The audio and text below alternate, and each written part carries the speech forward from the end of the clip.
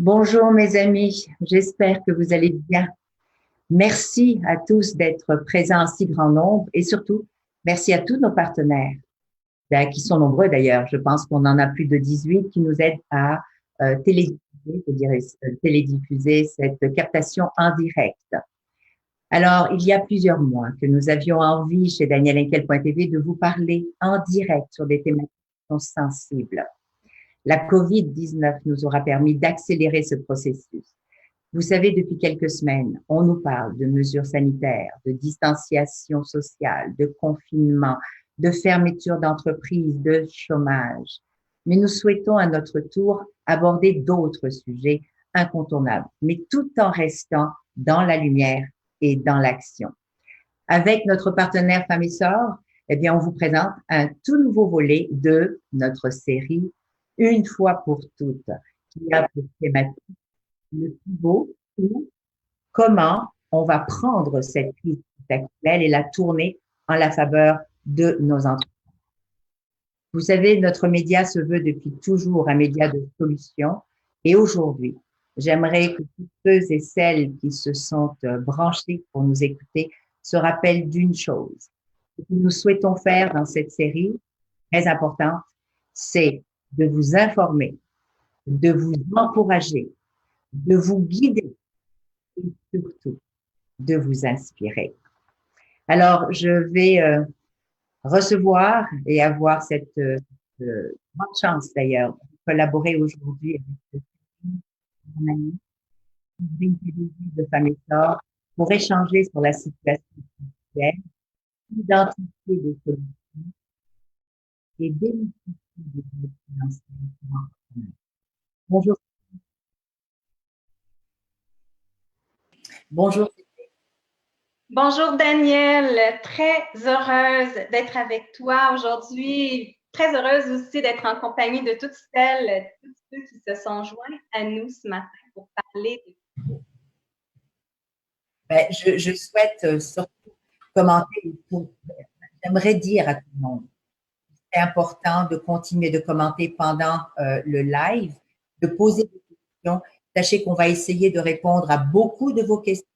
On a quand même 1 heure. Dans cette heure-là, on va choisir quelques-unes. Mais sachez que même si on n'a pas le temps d'y répondre aujourd'hui, on va faire en sorte de le faire d'une manière ou d'une autre. Donc, je vous souhaite beaucoup de plaisir à nous écouter et je vais demander donc à Séverine si elle peut nous faire un portrait rapide de la situation actuelle chez les entrepreneurs à Femmes et Sœurs. Merci Daniel. Effectivement, comme tu le sais, tous les entrepreneurs, hommes, femmes, les grandes entreprises, les petites entreprises, tous sont affectés par le COVID-19. Toutefois, je pense que certaines catégories d'entrepreneurs risquent de subir encore plus de contre-coups et je pense, bien entendu, à la situation des femmes, Daniel. Chez Femmes et Sœurs, on le voit directement auprès des femmes entrepreneurs que l'on finance et que l'on accompagne. Dans notre portefeuille de 400 entreprises, on en a plus de 75% qui sont en difficulté financière présentement à cause du COVID-19. On peut bien entendu expliquer ça par différents facteurs et je sais, Daniel, que tu t'es d'ailleurs penché sur cette question-là il n'y a pas si longtemps. Effectivement, le fait d'être coprésident dans un autre panel qui est pan-canadien, je peux te dire qu'un grand nombre de femmes entrepreneurs qui détiennent des entreprises dans des secteurs qui sont affectés par la pandémie, comme le service aux entreprises et aux personnes, le commerce de détail, la restauration, l'hébergement et de plus, elles sont massivement présentes dans des entreprises de petite taille. 51%, 51% des entreprises à propriété féminine sont des entreprises individuelles et 46% ont moins de 20 employés.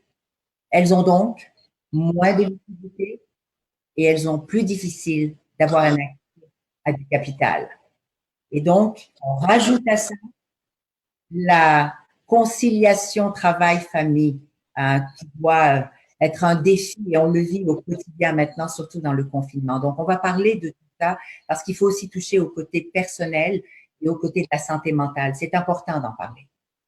Tout à fait. Le COVID, la crise actuelle touche non seulement les aspects financiers des entreprises, mais touche aussi l'entrepreneur dans ce qu'elle est, dans ce qu'elle vit à la maison avec le conjoint. Depuis le début de la crise, Daniel, toute notre équipe chez Femmes et Sœurs, on est en contact direct avec ces entrepreneurs-là. On les accompagne de façon soutenue, de façon intensive. On est là pour évidemment écouter, tenter de nous-mêmes adapter nos services pour mieux répondre à leurs besoins en fonction de cette crise-là. Évidemment, on leur a offert aussi des mesures d'allègement au plan financier pour leur permettre un certain répit. Mais c'est cette proximité-là qui nous a permis, Daniel, de repérer certaines entreprises qui, malgré tout et malgré les difficultés, réussissent à se réinventer et à faire pivoter leur entreprise en cette période, je dirais, très tumultueuse.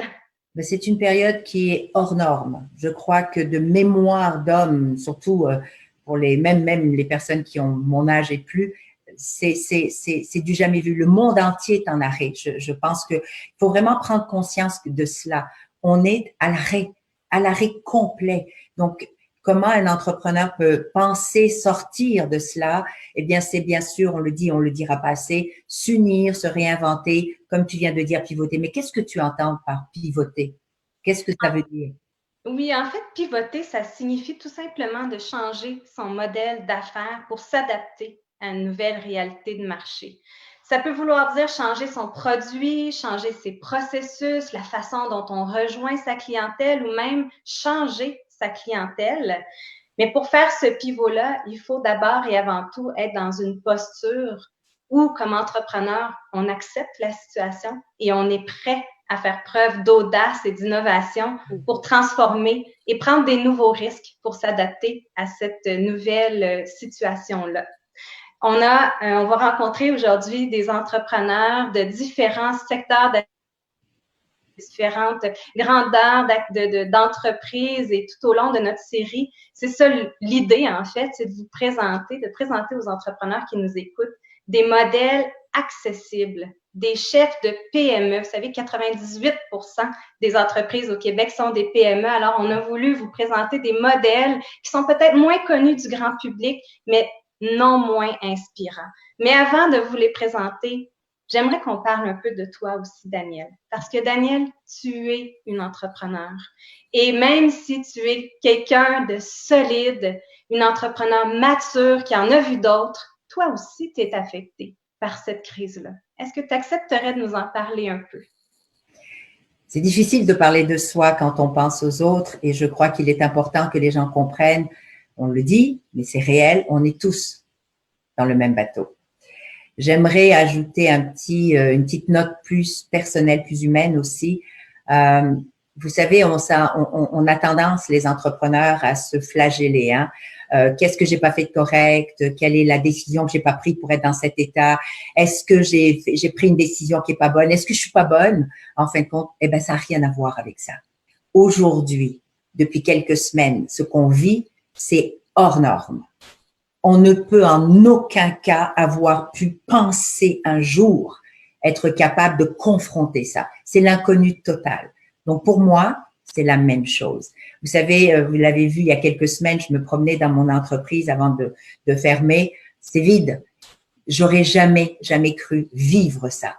C'est dur. Et donc, je me mets à la place de tous nos entrepreneurs qui aujourd'hui ne savent pas du tout ce que sera fait demain. Par contre, et avant de parler de moi, j'aimerais dire, oubliez jamais ce qu'est un entrepreneur. Mon Dieu, que je suis une passionnée de nos entrepreneurs, peu à peu la taille, peu importe le secteur. C'est qu'on se retourne toujours, on est passionné et on part du principe que quand on fait quelque chose, on le fait parce qu'on veut aider, parce qu'on veut faire partie d'une économie en apportant des idées. Alors, dans mon cas, moi, eh bien, vous savez tous que je suis dans un domaine de proximité et de service. J'ai plus de clients. Mes clients sont tous fermés. J'ai pas de fournisseurs. Mes fournisseurs sont fermés. Je n'ai donc pas de marchandises à vendre.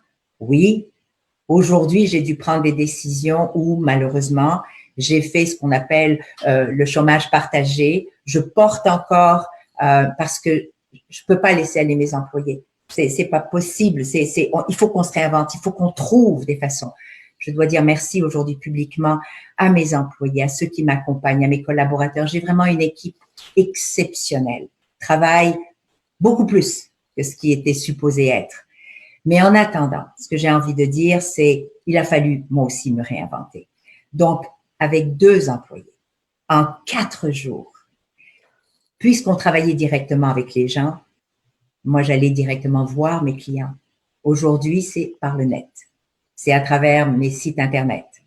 Alors, en 4 jours, il a fallu refaire tous mes sites pour être capable de vendre nos produits locaux, les cosmétiques Daniel Henkel, le gant Renaissance, etc., et le proposer à nos consommateurs. C'est la seule façon que j'ai aujourd'hui de pouvoir tenir le coup encore quelques semaines, quelques mois, pour ne pas justement faire comme beaucoup, penser au pire.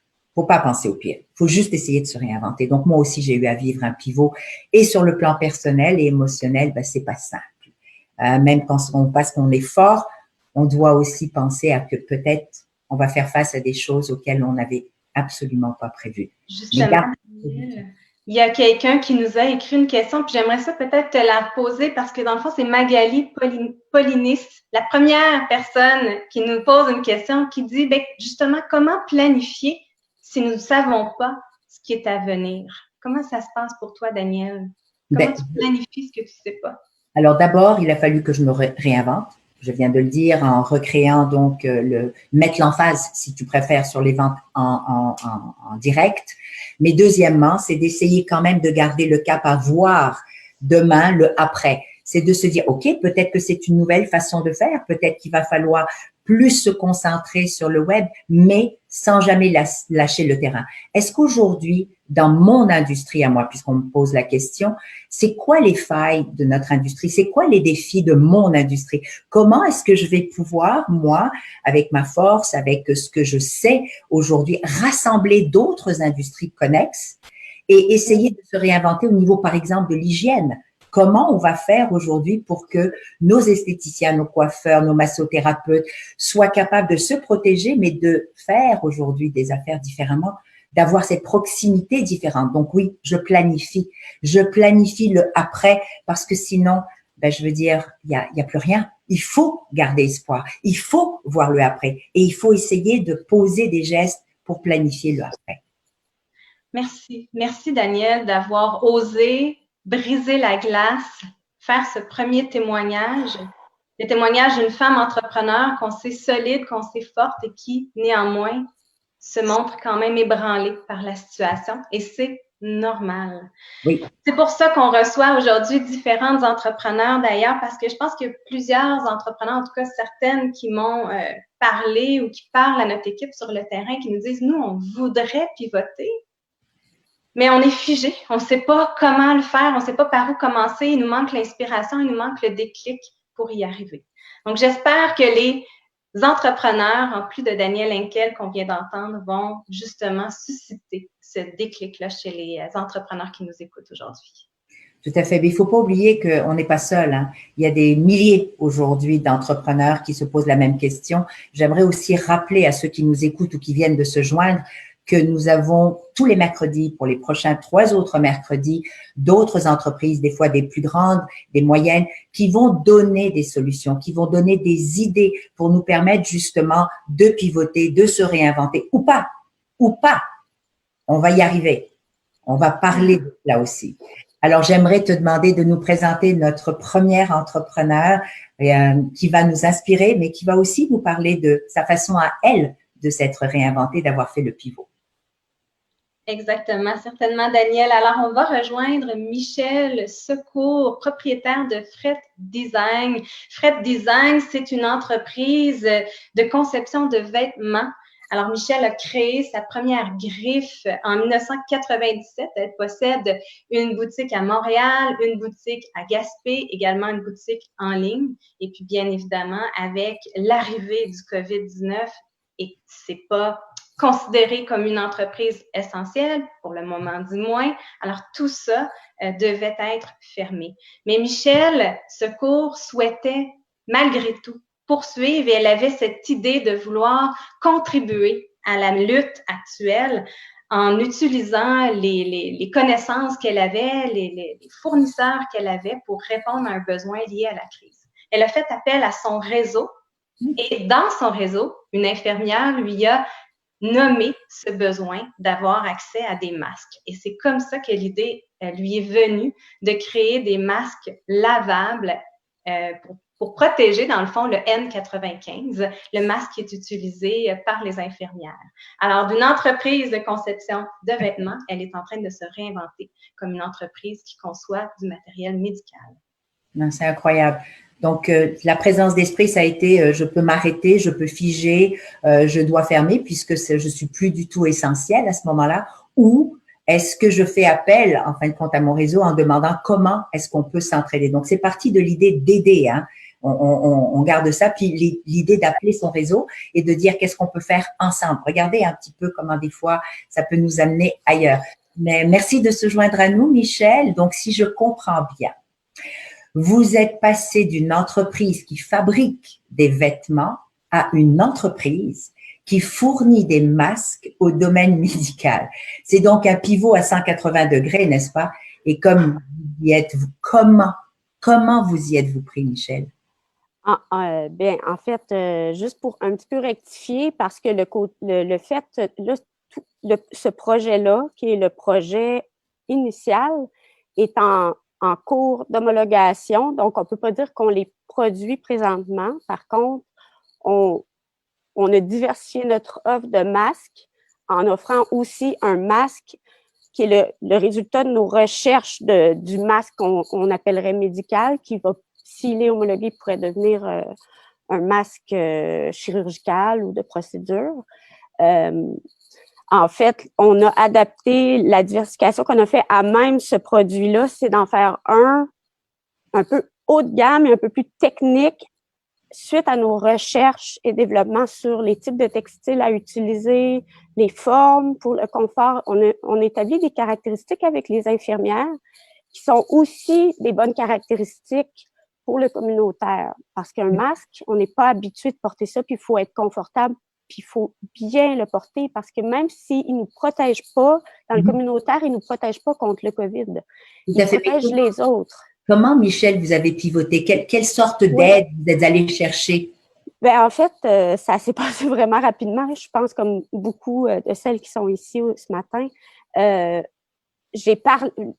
Vendredi, je crois que c'est le 26 mars, au soir, j'avais parlé à quelques intervenants du milieu hospitalier dans mes connaissances personnelles qui m'ont expliqué la problématique. En même temps, on entendait parler qu'il y aurait possibilité de réutiliser le N95 s'il était protégé.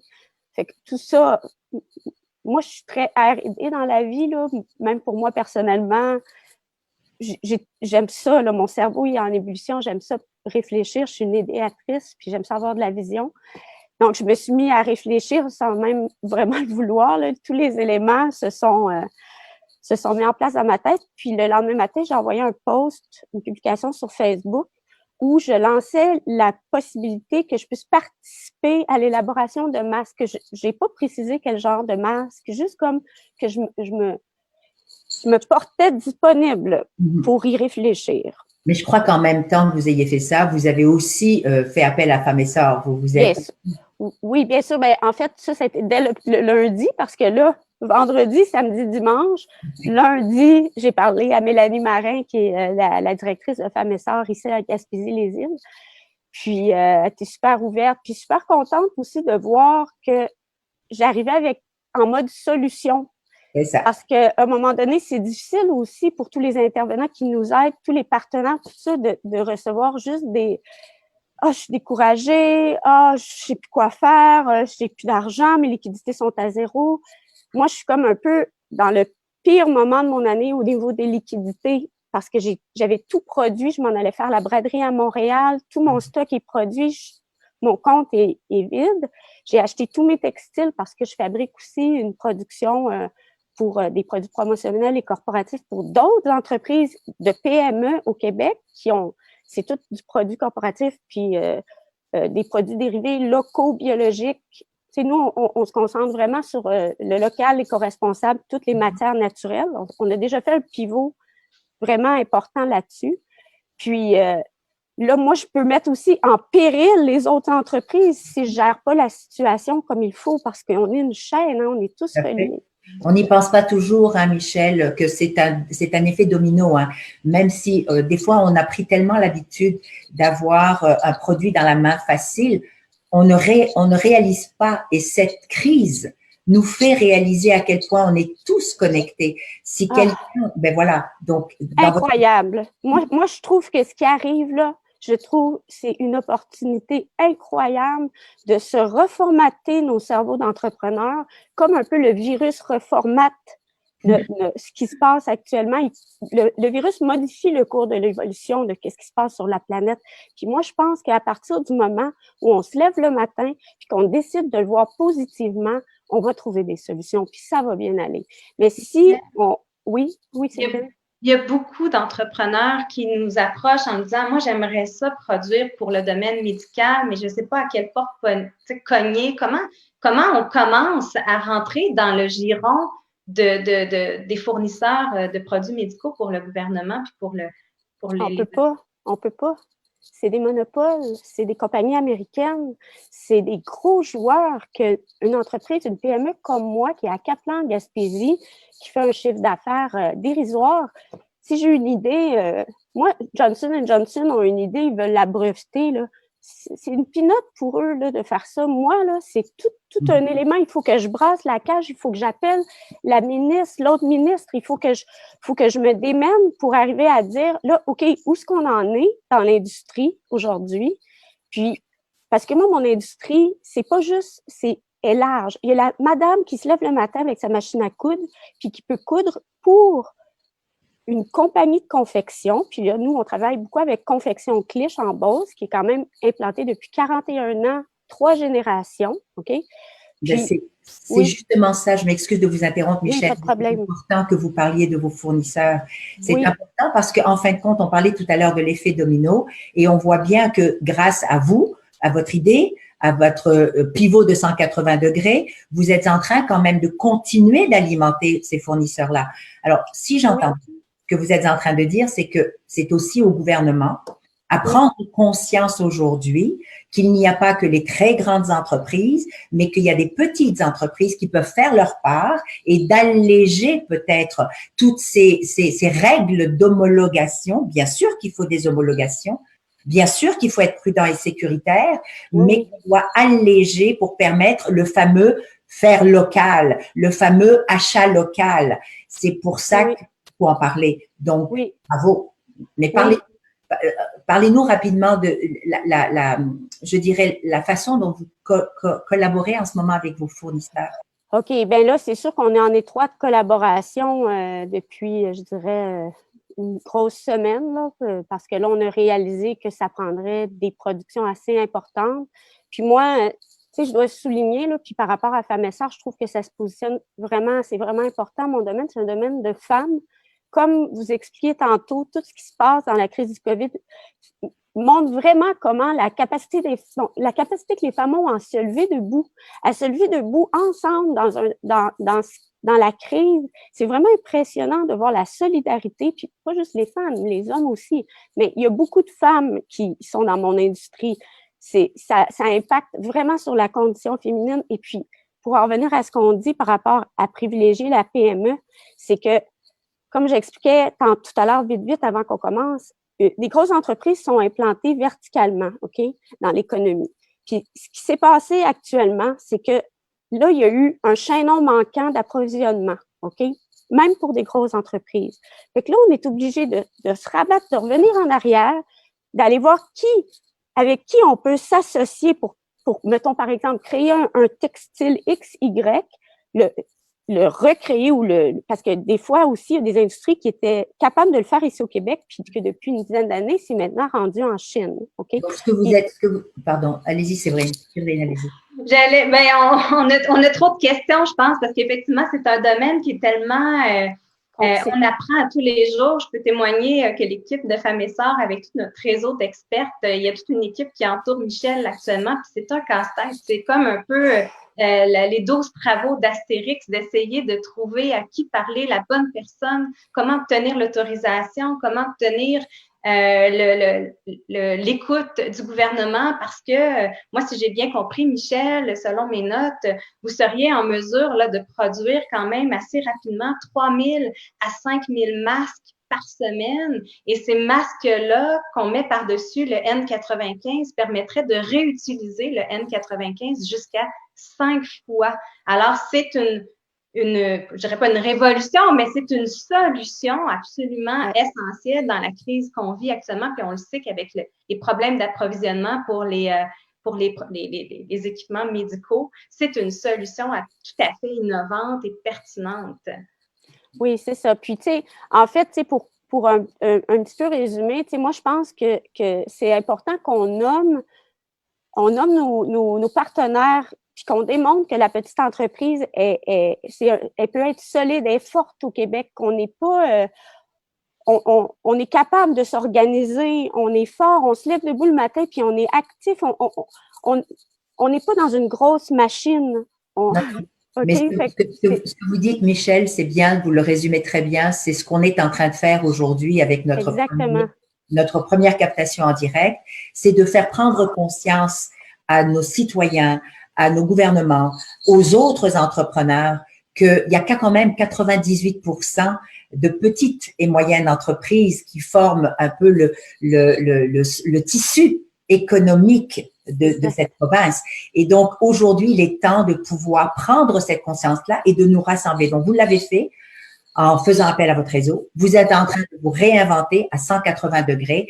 Et je suis convaincue qu'avec toutes les actions que vous êtes en train de poser, parce qu'on n'est pas rentré dans le détail, avec les homologations et tout, avec l'accompagnement de Femmes et Sœurs, vous allez probablement être parmi les entreprises qui vont avoir une solution parce que malheureusement, oui, on vit le COVID-19, mais c'est sûr et certain qu'il va falloir penser qu'il y en aura d'autres et qu'il va falloir maintenant réfléchir, comme je l'ai dit tout à l'heure, différemment au niveau de la sécurité personnelle, de la santé personnelle, etc. Donc, moi, j'aimerais vous remercier beaucoup, Michel, de votre expérience que vous avez partagée avec nous et vous nous avez donné une bonne idée sur comment activer son réseau, mais comment aussi vouloir à travers le fait que vous ayez envie de... J'aimerais juste rajouter une chose. Je pense que ce qui se passe présentement aussi nous amène à revoir le produit qu'on offre en fonction d'un réel besoin. Peut-être que ça peut être un bon cue pour ceux et celles qui se demandent « Écoutez, ouvrez vos oreilles. Vous voulez aider, on veut tous aider. » Mais trouvez c'est quoi le réel besoin. Puis je pense que c'est la base d'une décroissance saine, puis qui peut être aussi pérenne, puis qui va amener quelque chose, une richesse qui n'est pas financière à nos entreprises puis au Québec. Tout à fait. Merci, Michel. Merci beaucoup. Merci infiniment. Merci à vous. Merci. Daniel, il y a plus de 80 entreprises au Québec qui ont déjà levé la main en disant « Moi, je peux produire du matériel médical, c'est pas rien. » Puis je pense que ce nombre-là est même sous-estimé par rapport à toutes celles et ceux qui auraient envie de le faire, mais qui n'ont peut-être pas encore levé la main pour le faire. Mais comme on l'a vu avec le témoignage de Michel, ça peut être un parcours du combattant de s'embarquer dans cette voie-là. Faut pas s'empêcher de le faire parce que c'est hyper important. Puis je pense qu'à long terme, ça peut amener une belle expertise, une belle expérience pour l'entreprise. Mais il faut savoir que ce sera pas tous les jours facile. Et puis pour bien réussir à faire son chemin à travers ça, chez Femmes et Sœurs, on conseille aux gens de bien s'entourer. Et il y a une bonne nouvelle qu'on a annoncée hier, Daniel, puis si tu me le permets, j'aimerais pouvoir en parler aussi. Vous savez, les entrepreneurs qui sont financés par Femmes et Sœurs ont accès à toute une banque d'experts et d'expertes à travers le Québec dans tous les domaines d'activité, que ce soit comptabilité, finance, fiscalité, propriété intellectuelle, RH, marketing, tout ce qu'un entrepreneur ou une entrepreneur peut avoir besoin au courant de son parcours entrepreneurial. Étant donné la situation actuelle qui est exceptionnelle, Femmes et Sœurs, on a décidé de lancer une mesure aussi exceptionnelle et d'ouvrir l'accès à ces experts-là à l'ensemble des femmes entrepreneurs du Québec qui vont faire la demande pour pouvoir rencontrer, dans le cadre de rencontres de consultation individuelles, certaines ou certains de ces experts-là. Et on peut lancer ça, notamment grâce à la collaboration de l'initiative Femmes de la Banque Scotia. Alors, on les remercie également d'avoir accepté ce beau défi-là de rendre disponible toute une panoplie d'experts et d'expertes pour les femmes entrepreneurs du Québec. Mais c'est génial. Écoute, je pense que on l'a dit tout à l'heure, on le redira pas assez, on doit se tenir les coudes, on doit s'entraider. Bravo aux grands partenaires qui aujourd'hui osent s'approcher de vous, d'autres entrepreneurs, avec des initiatives nouvelles pour essayer de nous aider à trouver une façon de continuer, peut-être pas de la même façon, mais de continuer quand même et de nous dire qu'on n'est pas seul. Bravo Séverine, bravo, parce que je sais que tu es partout à travers le Québec, donc ça va rejoindre aussi ceux et celles qui se sentent isolés, qui sont très loin et qui vont pouvoir aujourd'hui appeler puis avoir une experte en ligne pour pouvoir lui parler de leurs défis. Est-ce qu'on prend une question du public ou est-ce qu'on passe à notre prochaine rencontre? En fait, j'ai un témoignage que j'aimerais, je vais regarder à droite de mon écran pour vous le lire parce que je le trouve très bien dit. C'est Marie-Claude Ducas qui dit « Je trouve la situation très difficile, mais je sais que je n'ai rien fait pour arriver à ce point dans mon entreprise. » Donc, c'est pas parce qu'on a pris des mauvaises décisions d'affaires que c'est ce qui nous arrive, ça arrive à tout le monde. La situation est hors de contrôle. Toutefois, j'ai tout le contrôle sur la reprise des activités. Je prends donc le temps présentement pour me réorganiser et être prête au retour. La subvention gouvernementale me permet de garder mes employés et on est créatif, on se réinvente et on se prépare. J'ai très hâte à l'après-COVID parce que je serai prête. Faut tenir le coup d'ici là. Donc, vraiment une attitude qu'on adore, hein, Daniel? Donc, des battantes, des battants Oui.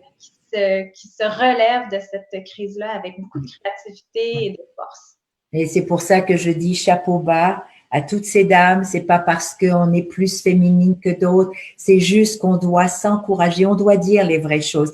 Il y a des hommes qui sont exceptionnels en ce moment, qui nous appuient aussi. On vit en confinement, ils voient aussi notre quotidien. Mais oui, on en porte un peu plus. Oui, on fait des choses encore beaucoup plus complexes que d'habitude parce que là, c'est dans la maison que ça se passe et puis c'est les enfants et puis c'est la nourriture, puis il faut faire les sandwichs, puis il faut faire le lavage, puis il faut faire le ménage. Mais en même temps, il faut penser à continuer notre entreprise.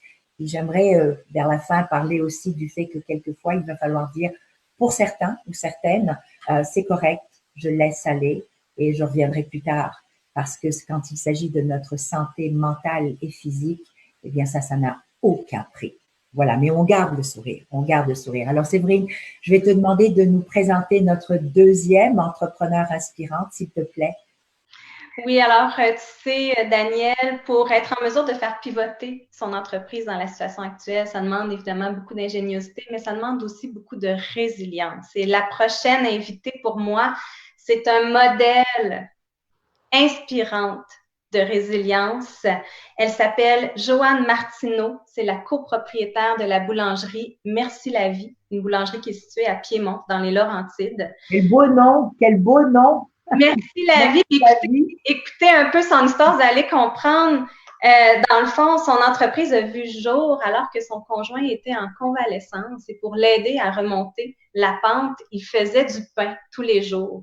Et c'est à la base de ce nouveau passe-temps, cette nouvelle passion-là qu'avait développé son conjoint, que l'idée lui est venue de partir une entreprise à la base de ça. Et ensemble, ils ont véritablement construit un bijou d'entreprise. Daniel, leur boulangerie est réputée pour être une des meilleures au Québec. Les gens font des détours exceptionnels pour aller chercher du pain jusque dans les Laurentides.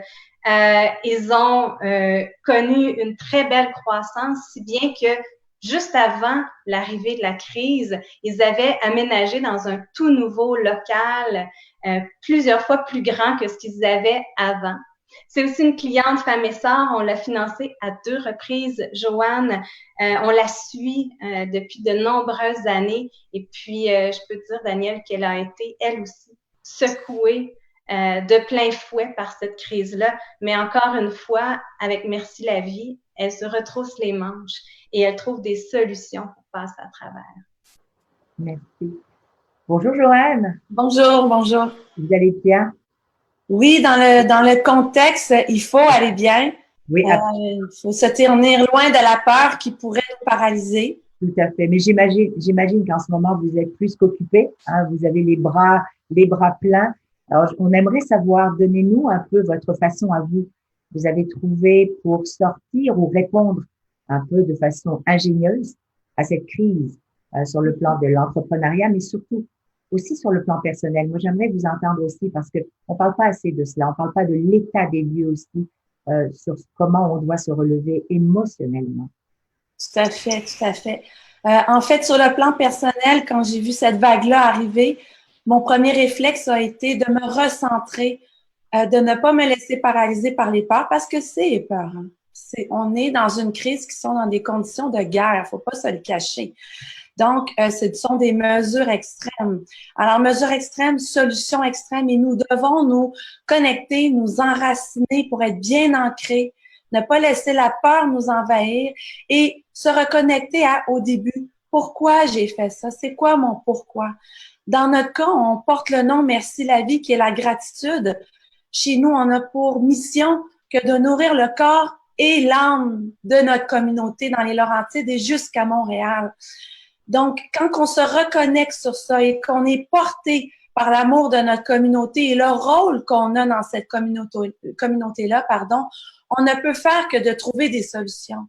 Alors, dans la vie, on se concentre où on veut des résultats.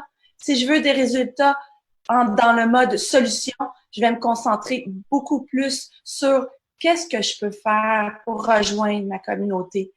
Qui je peux être en ce moment. Je vais enligner mon être. Tout à fait. La crise, elle vous a affecté comment? La crise, elle nous a frappé de plein fouet après 4 mois d'ouverture dans nos nouveaux commerces, dans notre nouveau local qu'on a bâti de toutes pièces, qu'on a dessiné nous-mêmes. 2/3 du personnel a dû quitter à la maison pour être sur l'assurance chômage. Plus de 50% des ventes ont chuté drastiquement en une semaine. On a fermé la salle à manger. Ensuite est arrivé les barrages routiers. Comme Séverine a mentionné, c'est tout un velours. Les policiers nous ont partagé le nombre de gens qu'ils ont fait rebrousser chemin qui arrivaient de Montréal, Laval. Alors, s'il vous plaît, respectez les règles de sécurité. On aimerait ça vous voir, mais vraiment, restez chez vous parce que nous, on va venir chez vous. Je vais parler des solutions qui s'en viennent dans pas long. On a été affectés dans l'approvisionnement, c'est sûr et certain, dans tout réaménager l'espace et de mettre en place des mesures d'hygiène ultra sévères. Donc, c'est sûr que ça a un impact énorme. Mais vous êtes une femme de cœur, on le voit, on le sait, vous faites du pain, c'est réconfortant. Moi, ça me rappelle ma grand-maman, les odeurs, ma maman. C'est bon le pain, c'est bon. Donc, ça nourrit, comme vous l'avez si bien dit, l'âme et le corps. Mais vous êtes aussi une entrepreneur. Et oui. Vous avez laissé aller des employés. Comment vous vivez ça? Parce qu'on le vit tous, je l'ai vécu aussi. Peut-être que ça pourrait aider des entrepreneurs qui nous entendent à savoir comment laisser aller ou comment se retourner et trouver une solution. Ben moi, je transforme en laisser aller en disant que ces gens-là, ils sont là, sont avec Merci la vie. Pour Merci la vie, pour qu'on puisse traverser cette crise-là, ces gens-là vont nous aider de manière différente. Ils vont être un support moral. Mes employés, ils me textent à tous les jours, ils m'appellent, ils sont à la maison, 2/3 sont à la maison. On reste en communication à travers les médias sociaux, un groupe privé. Et ils sont là, ils sont extraordinaires. Donc, il faut s'entourer d'employés extraordinaires. Ne laissez entrer chez vous que des employés extraordinaires. C'est sûr, là. C'est votre famille. quand on est une belle personne comme toi, d'attirer aussi les employés extraordinaires, Joanne. J'aimerais ça maintenant que tu nous parles un peu des solutions que tu as mises en place. Comment tu as fait pivoter justement ton entreprise pour t'assurer d'avoir encore des revenus qui rentrent au sein de Merci la vie? Alors, il y a eu la première étape de rendre accessible un service à l'auto de boulangerie. Alors, boulangerie artisanale, biologique, service à l'auto, il y en a pour les grandes chaînes. Mais attention, on n'est pas une grande chaîne, loin de là. Donc, on fait un service à l'auto qu'on a innové et on a fait un petit vidéo humoristique et on a une communauté extraordinaire. Ils ont embarqué plein fouet dans ce processus-là. Donc, ça a été notre première solution trouvée. Réinventer tout notre menu. Alors, chapeau à l'équipe de cuisine, de boulangerie, de pâtisserie, que des êtres résilients, courageux et innovateurs. Vraiment, merci. Parfois, la peur nous envahit. On se retrousse les manches, on s'entraide. Il faut comprendre que on passe du je au nous. Gardez ça en tête. Le je au nous. On est dans la phase. Alors maintenant, on a aussi une ressource extraordinaire dans la communauté des entrepreneurs. Il faut que je les mentionne, ces gens-là. Ils ont pris à cœur ce qui arrive avec le COVID. Ils se sont dit, il y a plein de gens qui sont pas en commerce en ligne. Ils vont vouloir se retourner et avoir un commerce en ligne. Attention, je parle ici pour les nommer PMEcoaching.ca. PMEcoaching.ca. Nous, ils nous ont sauvés. Vraiment, aucun frais à sortir. C'est qu'un faible paiement mensuel de 150 $ par mois. Attention, les entrepreneurs, ils font ça pour le COVID. En 3 jours, on avait un commerce en ligne avec tous nos pains, nos viennoiseries. C'est exceptionnel. Et là, non seulement on ajoute à partir de cette semaine, à travers notre site Internet, les livraisons et la diffusion de nos différents points de chute, soit Rosemère, Saint-Jérôme et Val-David, pour que on puisse aller rejoindre nos clients dans ces régions-là, qui a des barrages qui doivent respecter, s'il vous plaît, ma clientèle. Donc, service à l'auto, livraison à domicile, commerce en ligne, et j'ai beaucoup aimé voyons, je vais le dire, le site que tu as nommé, Joanne, parce qu'on se le cache pas, hein, créer un site Internet transactionnel, là, ça peut prendre plusieurs semaines et coûter plusieurs dizaines de milliers de dollars. Alors, bravo d'avoir trouvé cette solution-là innovante pour rapidement tourner puis trouver une solution pour vendre tes produits en ligne. Il y a quelqu'un qui pose une question, puis j'aimerais beaucoup t'entendre lui répondre. C'est Amal Lakassi qui dit « Comment vaincre sa peur et ses inquiétudes face à la situation? » Puis j'aimerais entendre pour toi, Joanne, comment tu vaincres ta peur au quotidien? Parce que tu dois avoir peur aussi, j'imagine. Oui, quelle belle question. Merci pour cette question. Premièrement, la peur, on doit la recevoir. Il faut pas l'étouffer parce qu'elle va revenir comme une cassette qui saute. Moi, si mes enfants, j'écoute pas, c'est maman, maman, maman, maman. J'ai bien dit mes enfants, pas mon mari, n'est-ce pas? Alors, il faut écouter cette peur-là. Cette peur-là, elle est là pour vous informer. Donc, c'est quoi qu'elle me dit? Peur que mon entreprise ferme? Merci de m'informer que ça pourrait exister. Maintenant, du coup que j'ai remercié cette peur-là, quelles sont les solutions pour ne pas que ça arrive? Il faut les reconnaître une à une, les peurs qui montent. Sinon, vous allez être envahi par elles et les cassettes vont se mettre à sauter. Vous allez en perdre vos moyens. Donc, écoutez la peur. C'est quoi les solutions qui s'y rattachent et passez à l'action. Choisissez une solution et revoyez 24-48 heures après, est-ce que cette solution-là, elle est valable parce que la réalité, à tous les jours, change avec le COVID. Tout à fait. Ben, vous touchez à un sujet qui m'est très, très cher puisque j'ai souvent parlé de la peur en disant que c'était ma meilleure amie. Je la reconnais, j'ai appris à vivre avec, j'ai appris à savoir qu'elle ne me quittera jamais. C'est une émotion naturelle. Le fait qu'on soit déjà des êtres humains, ben, on va vivre une multitude de doutes et de peurs. La seule chose que je dis souvent, c'est la reconnaître, la regarder, prendre un temps de recul pour l'analyser, mais surtout qu'elle ne doit en aucun cas nous paralyser. C'est juste ça la différence. Mais je vais sauter sur cette occasion aussi pour vous demander, Joanne, avoir de la peur, mais trouver des solutions.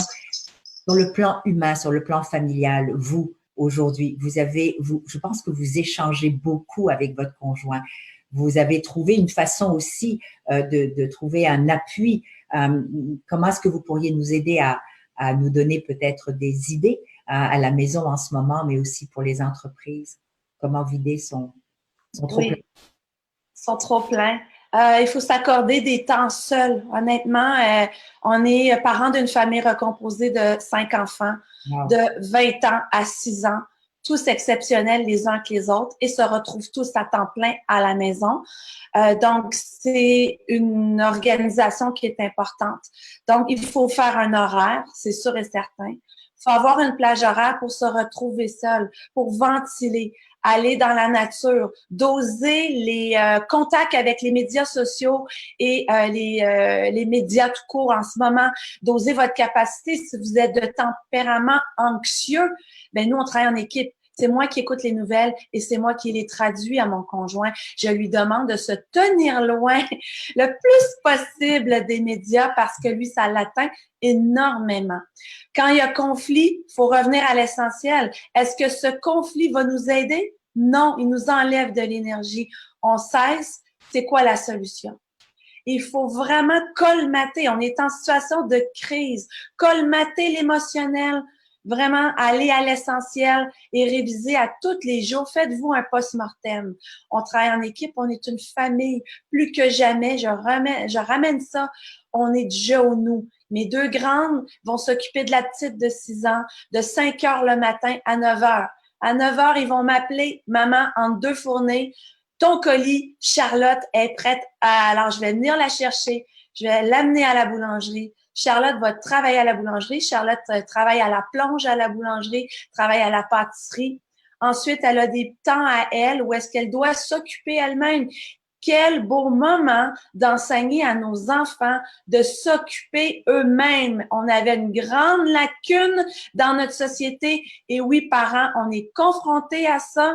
Il faut que vos enfants puissent regarder les nuages passer d'eux-mêmes. C'est pas extraordinaire. C'est génial. Ça, c'est du concret, c'est des solutions sur le plan humain, sur le plan de la famille, sur le plan de comment gérer ses émotions, ses peurs, mais aussi trouver des solutions pour nos entreprises, d'accepter, j'insiste sur ce mot, de ne pas être autre chose qu'un être humain avec nos peurs, nos doutes, nos façons aussi d'avoir des bas.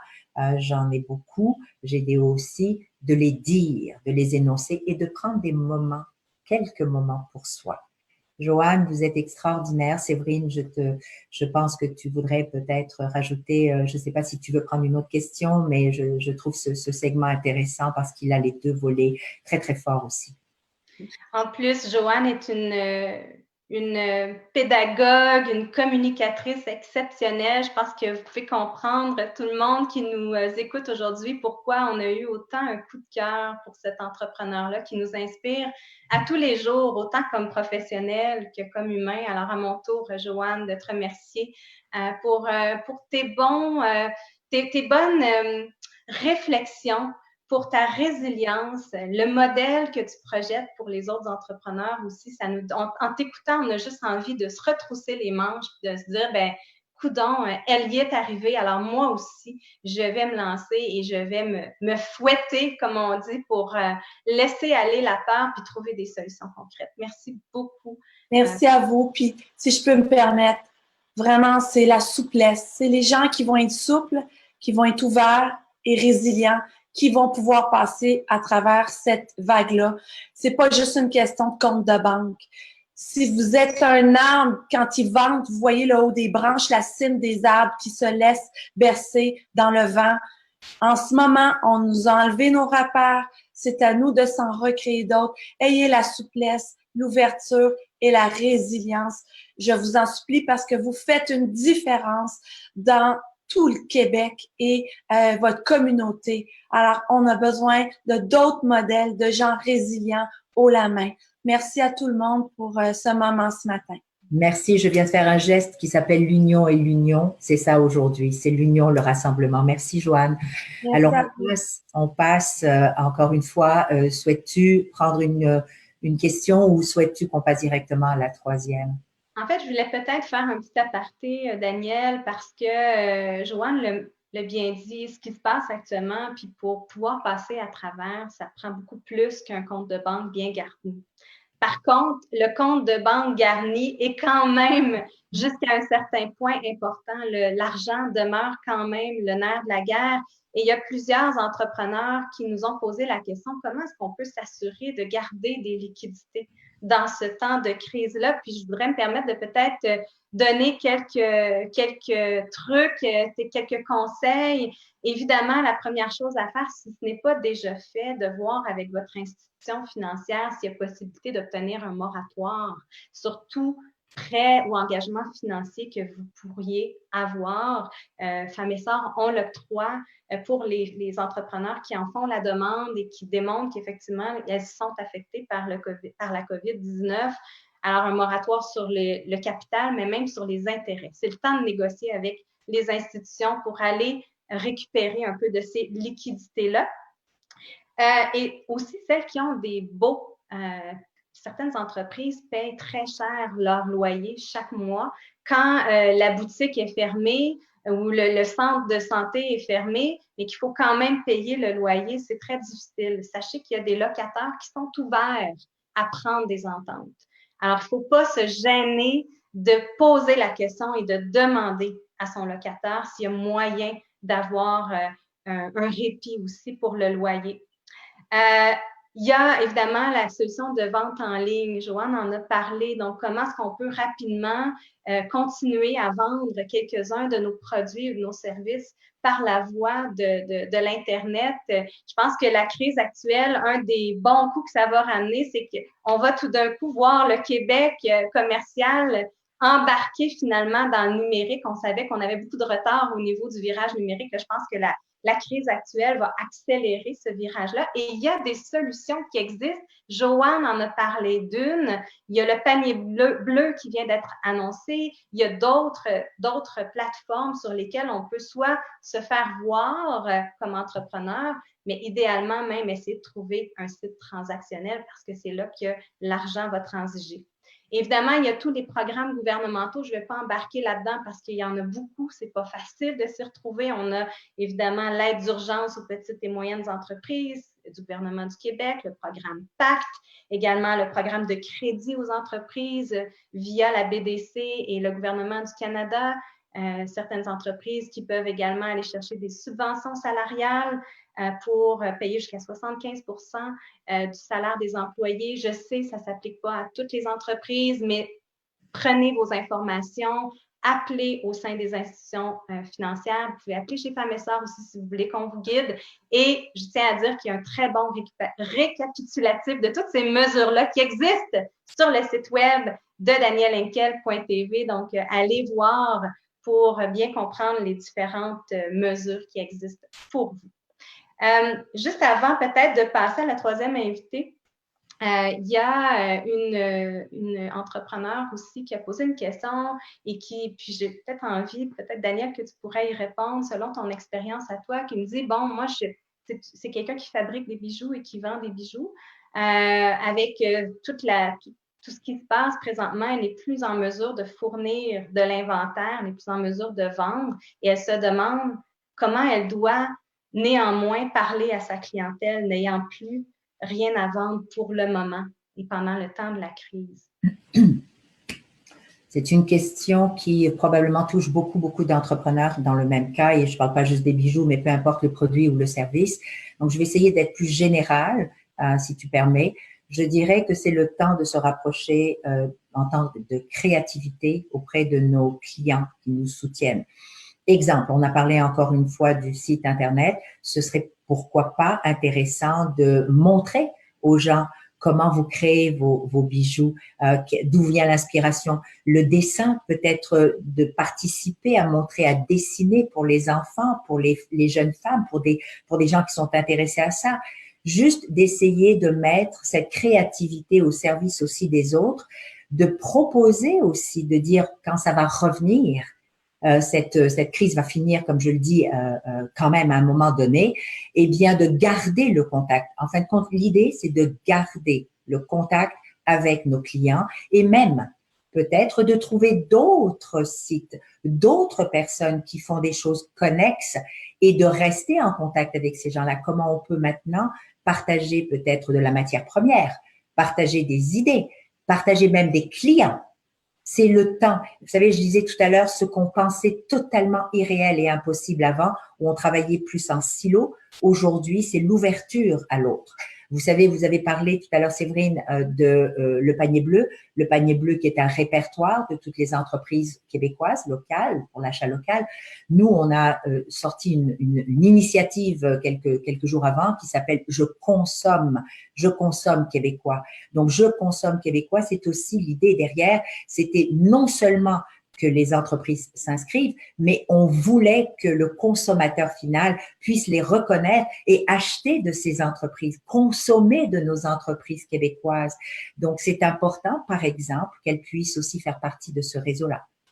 Tout à fait. Je pense que le Québec n'a jamais été aussi amoureux de ces entreprises locales. Il faut saisir cette occasion-là comme entrepreneur qui œuvrait dans un commerce de proximité ou qui fournissait des produits, des biens au niveau local, de vous faire voir. Donc, même si votre entreprise est sur pause présentement, c'est important de continuer à communiquer et continuer à être visible. C'est ce que je retiens de ton message, Daniel.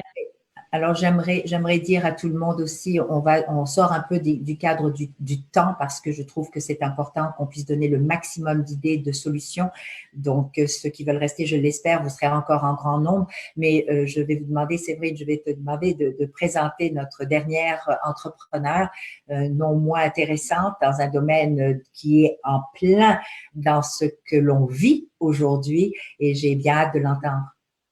Tout à fait, Daniel. En fait, on va rejoindre maintenant Josée Boudreau, qui est présidente de l'entreprise Priorité Stratégie. C'est une entreprise de services conseil spécialisée dans les mesures d'urgence et la gestion de crise. Alors, l'entreprise a été fondée en 2016. Elle est financée par Femmes et Sœurs depuis un peu plus d'1 an. Elle dessert principalement les villes et les municipalités et les aide grâce à des formations et à des outils à les préparer pour faire face à toute éventualité, à toutes sortes de crises, qu'on parle de catastrophes naturelles, mais également de pandémies. On pourrait penser que son expertise, que son entreprise doit être en accélération présentement, que tout le monde court après son expertise, mais c'est un peu plus complexe que ça, Daniel, parce que les villes, les municipalités, les grands donneurs d'ordre en ont jusque-là présentement à gérer la crise et donc le contexte a complètement changé également pour cette entreprise-là et elle doit désormais appliquer pour sa propre entreprise ce qu'elle enseigne à ses clients. Aux autres. Eh bien, merci beaucoup. Merci de vous joindre à nous, Josée. Je pense que cette crise, la crise du COVID-19, elle a forcé votre entreprise à revoir ses façons de livrer aussi ses services, vos services, et de s'adapter à de nouvelles clientèles, puisque vous offrez maintenant de la formation à des dirigeants africains. Alors, j'aimerais savoir comment vous avez fait pour pivoter quasiment aussi rapidement et dans une direction qui est à l'international, mais qui sert aussi nos entreprises locales. Mais vous avez pris une opportunité pour l'international. Effectivement, en fait, ce qui est particulier dans ce cas-ci, c'est qu'on soutient encore nos clients, nos municipalités, nos villes à travers la province, alors que moi-même, comme entrepreneur, je vis aussi la crise. Alors, ce que ça implique, ça veut dire qu'il y a une gestion qui est très différente au quotidien. On avait un agenda de préparation, de formation, de simulation qui était rempli jusqu'au mois d'octobre. Maintenant, nos clients vivent la crise en elle-même, ce qui fait qu'on a balayé l'ensemble des formations, des simulations. Et ce qu'on risque de nous dire dans les prochains mois, c'est que, bien, écoute, on vient de le vivre, ce qui fait que je ne veux pas nécessairement réinvestir dans une nouvelle simulation. On a assez eu de stress, c'est correct, on va passer à la prochaine étape. Donc, en quelques jours, en fait, on a la chance, nous, d'être totalement en télétravail, d'œuvrer à partir de différents points du Québec. Ça ne change rien à la dynamique. En fait, je voyageais beaucoup de l'Abitibi jusqu'à Sept-Îles, etc. Et en fait, là, les gens sont beaucoup plus ouverts à ce que ça soit fait à distance.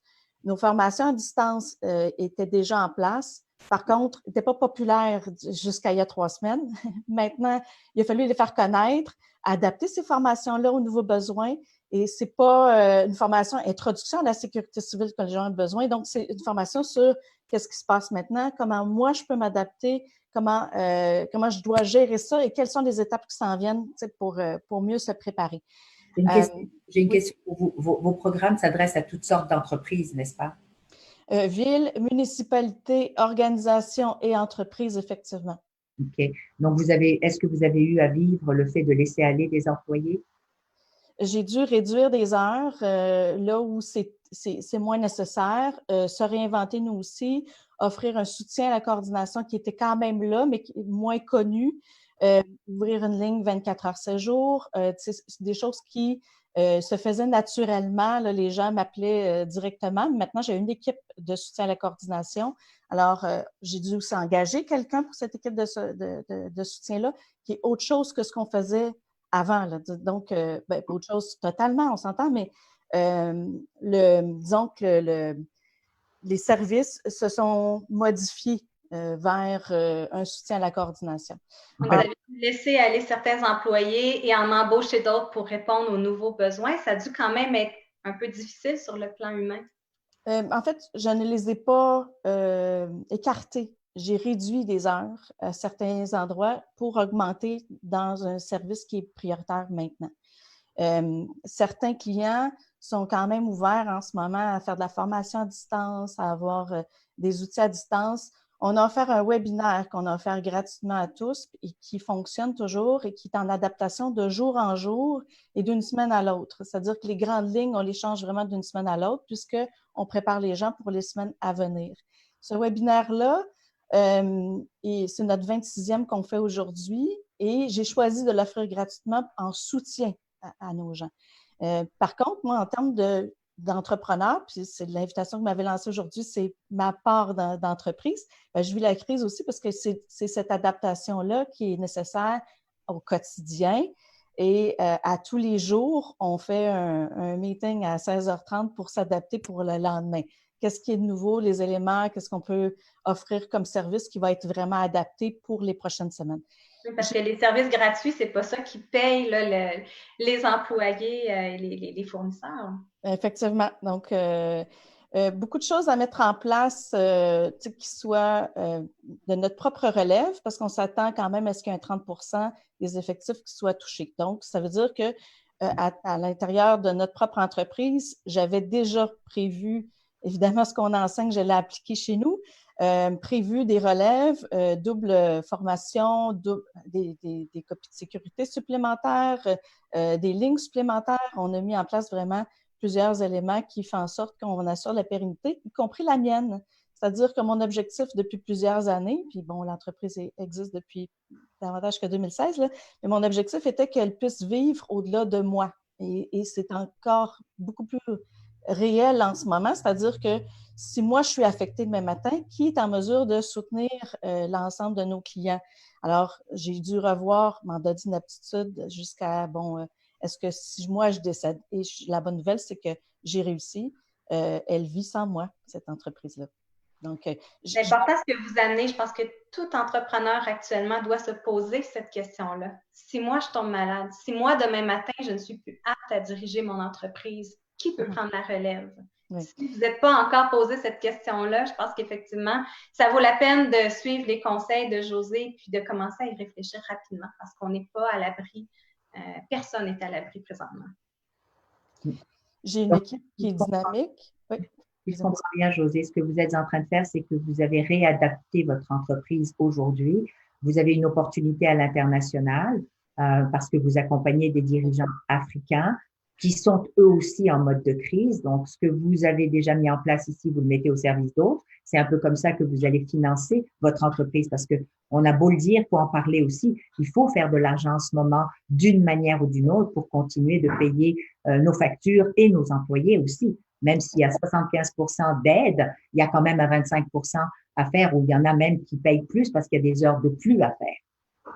Oui, effectivement. Donc, ça veut dire à certains moments qu'on a vraiment un nombre d'heures qui dépasse la normale.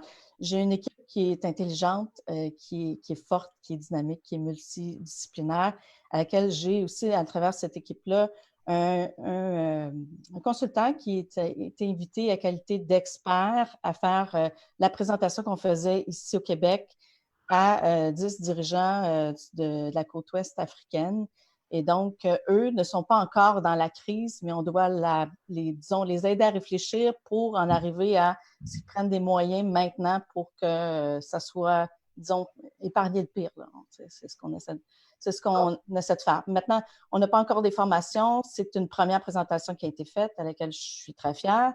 On a dû adapter, évidemment, nos consignes, les idées, etc., en fonction de leur propre réalité. Mais tout le monde doit s'adapter en ce moment. Là. C'est vraiment… Tout à fait. Donc, ce que vous dites, c'est que stratégie, ce que vous faites, ce que vous avez fait, c'est que vous vous êtes réadapté complètement. Et là, vous êtes dans le après COVID-19, n'est-ce pas? Vous êtes, qu'est-ce que vous avez appris de cette crise? Quels sont les programmes qui ont été véritablement de bons conseils? Parce que c'est ce que vous faisiez, de la gestion de crise pour les entreprises. Donc, vous aidiez les dirigeants à gérer leur crise. Là, maintenant, puisque vous avez géré ou vous êtes en train de gérer quasiment au quotidien la vôtre, vous êtes capable maintenant de proposer sur vos sites, votre site, des programmes qui sont peut-être pour des plus petites entreprises. Vous allez évaluer au fur et à mesure et nous arriver avec des idées qui sont probablement très intéressantes. Notre domaine est vraiment spécialisé en gestion des mesures d'urgence. Alors, ceux avec qui je travaille depuis plusieurs années, la bonne nouvelle, c'est qu'ils sont maintenant convaincus qu'à chaque fois que j'ai mentionné « préparez-vous au pire » parce que ça peut arriver. Et maintenant, j'ai un retour de félicitations, de merci, on est très contents. Et j'ai même justement des directions générales qui m'ont dit « on est allé à la bonne école, merci » parce que maintenant, on est capable de faire face à ça. Bref, oui. Maintenant qu'on est dans le pire, qu'est-ce que ça prend pour passer à travers? Moi, j'ai identifié des éléments. De l'audace, en fait, je dis audace, mais aussi c'est décider dans l'urgence, c'est-à-dire sans avoir tous les éléments qui sont à notre portée de main. Avant la crise, je prenais une décision jusqu'à ce que j'aie 95% des éléments certains, c'est-à-dire que vérifier, valider. Maintenant, je vais prendre une décision que je suis plus à un niveau d'à peu près 70-75%. Et ça doit être satisfaisant pour aller de l'avant. Donc, on va de l'avant plus rapidement. Ça nous prend aussi de la souplesse. On l'a nommé tout à l'heure, mais si je peux l'imager, la souplesse, c'est tout le monde est allé à la mer un jour ou l'autre. Quand vous entrez dans la vague, si vous demeurez fixe puis vous voulez faire face à la vague, vous allez être renversé automatiquement. Donc, ce qu'il faut, c'est s'adapter. Alors, retourner, prendre un angle qui est un peu différent, avancer pour avoir un niveau confortable. Et vous savez qu'à un moment donné, il y a un niveau d'avancement qui nous permet d'être agréable, confortable, mais si on va un peu trop loin, ça devient dangereux. Donc, si vous vous rapprochez du sable, bien, vous allez vous faire renfler les genoux, puis vous allez être renversé encore une fois. Donc, il y a un niveau quand même de souplesse et il faut suivre cette vague-là pour permettre justement d'être à l'aise. Ben, merci.